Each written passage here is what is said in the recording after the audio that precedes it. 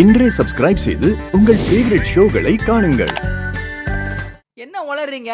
நான் தானே கார்த்தி. இல்ல, நீ அவன மாதிரி நடிக்கிறவன். அவன் எங்கன்னு சொல்லுடா. What is this? என்ன லூஸ் மாதிரி பேசுறாங்க?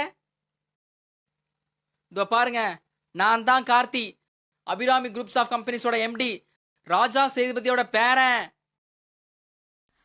டேய், திரும்ப திரும்ப போய் சொல்லி என்ன முட்டாளாக்காத. நீ கார்த்தி இல்லடா, எனக்கு நல்லா தெரியும்.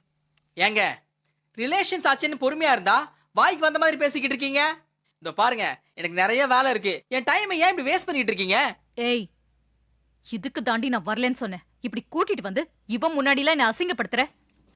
அக்கா, இது எல்லாமே டிராமா. இவன் ஒரு டம்மி பீஸ். போய் சொல்றான். இவன் கார்த்திகே இல்ல. ஹலோ, யார பார்த்து டம்மி பீஸ் சொல்றீங்க? இந்த ஆபீஸ பாத்தீங்கல்ல, என்ன பாத்தீங்கல்ல, என் பொசிஷனை பாத்தீங்கல்ல, அப்புறமும் டம்மி பீஸ் சொன்னா பிரச்சனை உங்க மைண்ட்ல தான் இருக்கு. இத பாருங்க, நான் நினைச்சனா உங்களை ஒண்ணுமே இல்லாம பண்றேன். என் பவர் என்னன்னு தெரிஞ்சு தெரியாம பேசிக்கிட்டு இருக்கீங்க. ஷோ, இவன் முகத்தை பார்த்தாலே எனக்கு கடுப்பாவுது.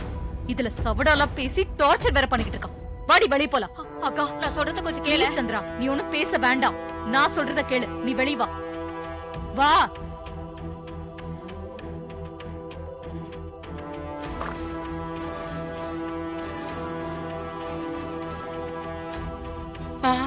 அப்பாடா, எப்பா, ஏசியிலேயே இப்படி வேர்க்குதே.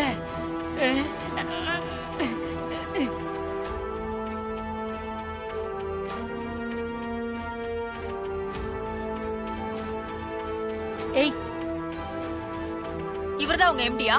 ஆமா மேடம், இவர்தான் எங்க எம்டி. போட்டோல எவ்வளவு கம்பீரமா இருக்காருன்னு பாருங்க.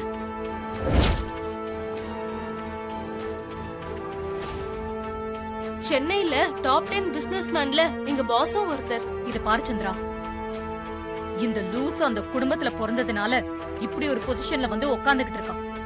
நீ தேவையில்லாம ராஜாவை பத்தி தப்பா நினைச்சுக்கிட்டு அவனை மாட்டி விடுறேன்னு இந்த மாதிரி எல்லாம் டைமை வேஸ்ட் பண்ணிட்டு இருக்காது.